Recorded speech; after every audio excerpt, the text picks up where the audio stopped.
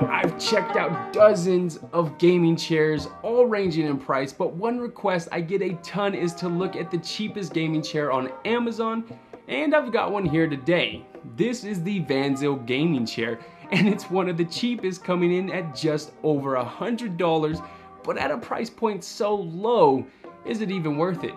What's good, people? I'm Yeti Machete. Don't forget to subscribe if you're about that tech life. For those already subscribed, remember to tick that notification bell. And if you really want to help out the channel, give this video a like. All right, so going into this thing, you've got to understand that this chair is a bit too small for me. I'm 6'2", 235 pounds, and while it supports my weight just fine, it's really the height that's the problem here. The backrest just isn't tall enough. So taller folks, keep that in mind.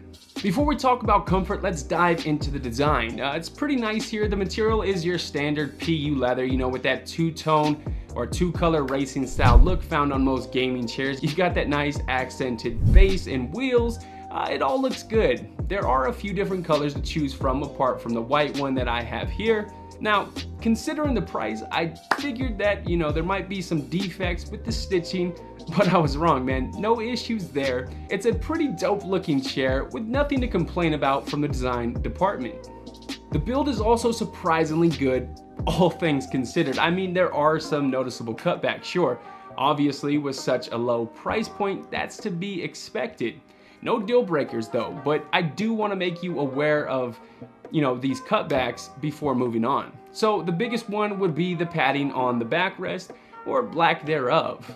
There's almost none. Your back is basically resting on the material, so the included lumbar pillow to me is definitely needed, and it's surprisingly really nice here because it has a massager built in that actually feels really good. But if you do plan on using that, just know you're going to be tethered via USB to either your PC or a power bank. The armrests also take a hit here to keep the price down. They're quite a bit smaller than on other chairs that I've used in the past. They also have much more wiggle to them, and they aren't as adjustable. You do still get your swivel or pivot adjustments, as well as being able to raise and lower the armrest, but you're not getting any in, out, or forward and backward adjustments.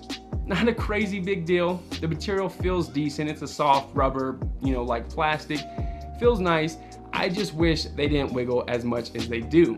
This wouldn't be a gaming chair if it didn't have that signature recline feature, now would it? Now you can lock the recline at any desired angle. You can't lock the angle of the rock feature though. You can either rock or lock it so you don't.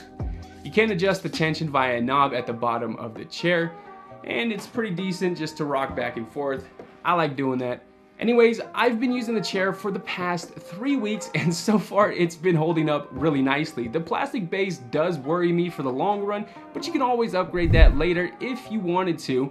I'll leave a link to a nice metal base option that I plan on picking up here soon. But for the price, it's a good starter chair. Just don't expect much. Again, take that price into consideration.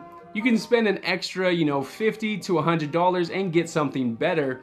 Now, I'll leave a few different options down in that description for those that want to check those out. Some of my favorite chairs within the $100 to $200 price range. But if you're strapped for cash, again, this is a decent starter chair, man. It's pretty solid overall. If you enjoyed the video, just know that like button gets lonely. Consider subscribing.